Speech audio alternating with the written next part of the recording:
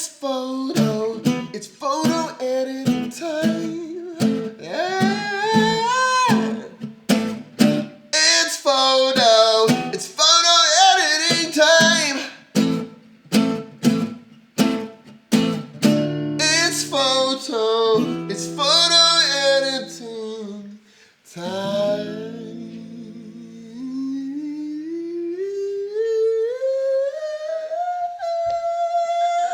It's photo editing time. This is Charles, and today we are discussing the much talked about, overly talked about subject of how to create your Instagram look. But first, today's sponsor is absolutely nobody, so let's just dive into it and me not bore you with something that I don't really care about.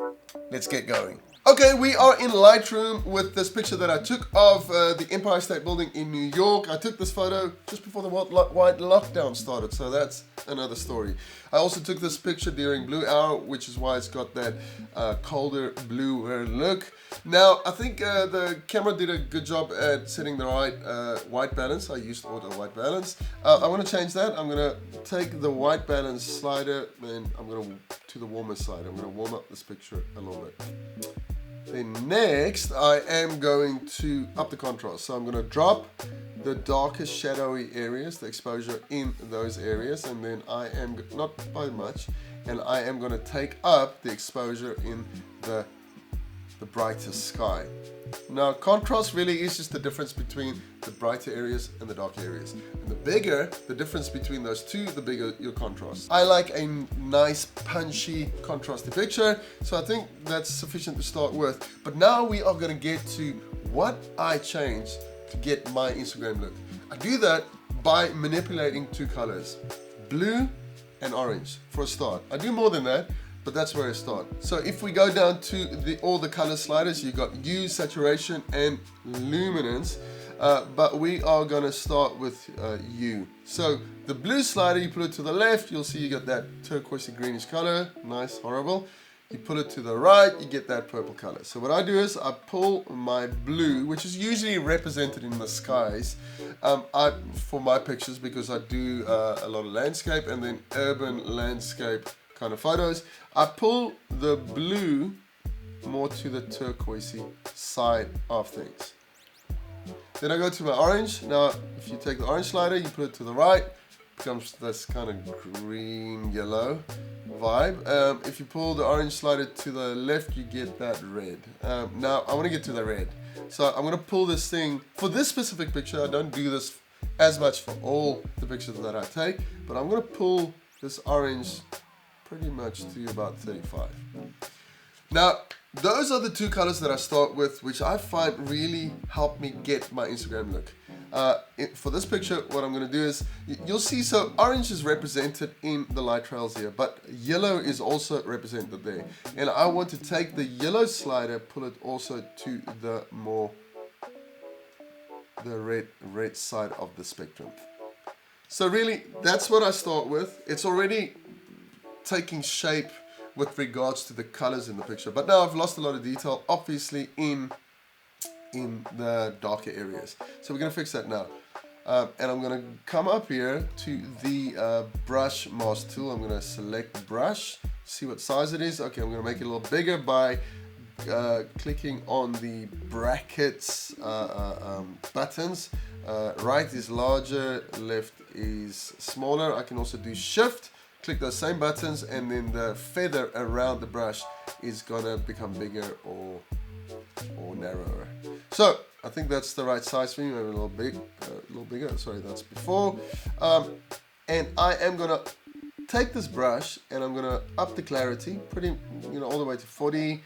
Shadow maybe all the way to 40. I'll probably bring it down, but this is just for me to see, kind of in an exaggerated way, what it does. So I'm going to color it in to, actually I like that, to the shadowy areas or the darker areas. So I'm going to just color in all of that. What's nice about the brush mask tool is that you can selectively bring back shadow areas or dark areas or highlights. You can up or down the highlight highlighted areas too, which I'll show you in a minute actually. Okay, so I think that's enough.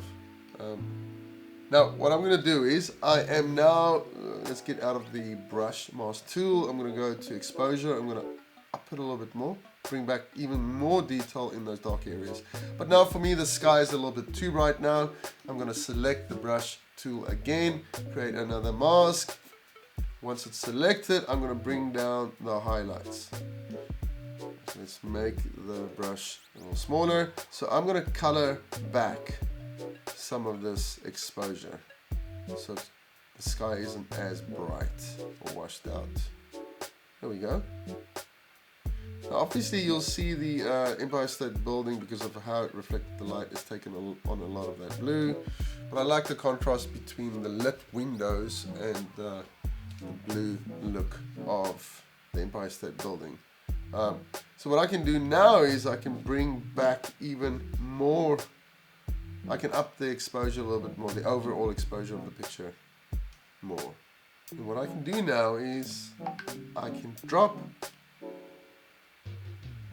the darker areas more and create more contrast and definition in this picture.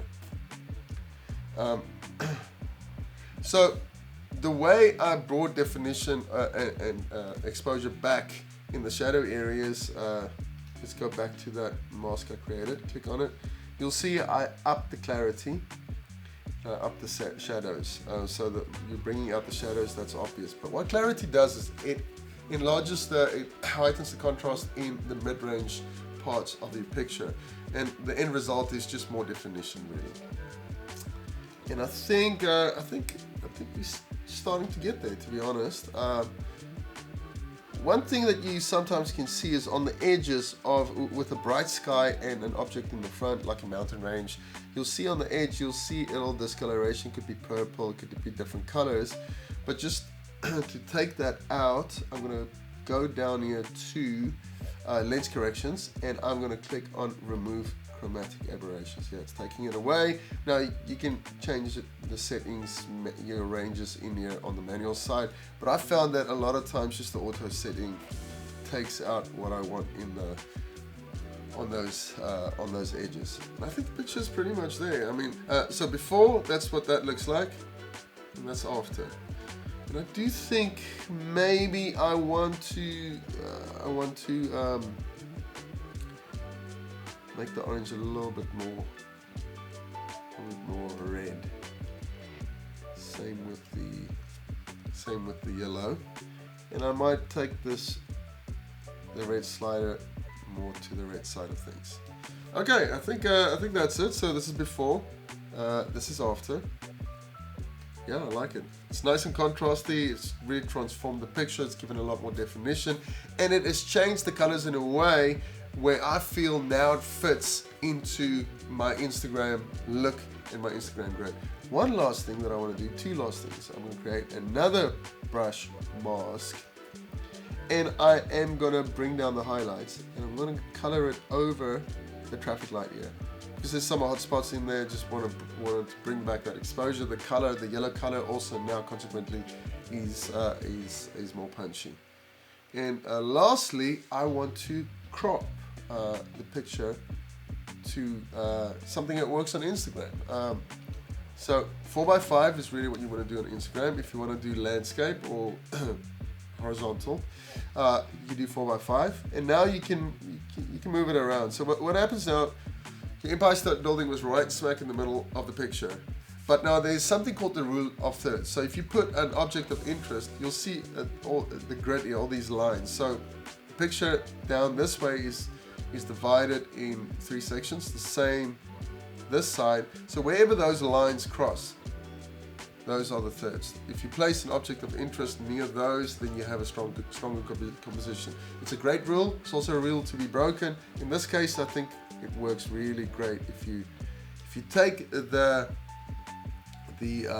light trails that moves to this side, to the lower third on the right here, moves it that way, I think it makes a really strong composition. Just want to straighten up the Empire State Building a little bit. There we go. You'll see that's a lovely, strong composition. Now, if you want to use Instagram in a way where the photo fills more of the screen, you can take this 4:5 ratio, and you can make this thing go vertical. So you can still put Empire State Building right smack in the middle, or you can pull it a little bit more to the left for more of a rule of thirds kind of picture.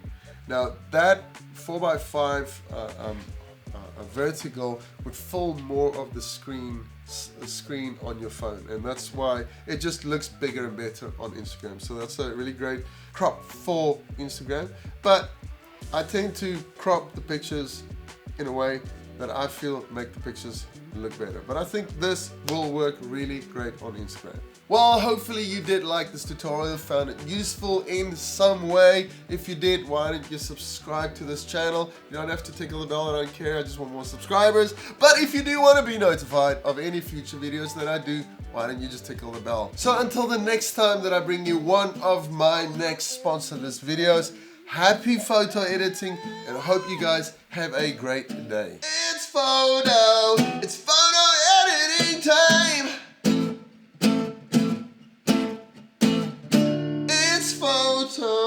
It's photo editing time.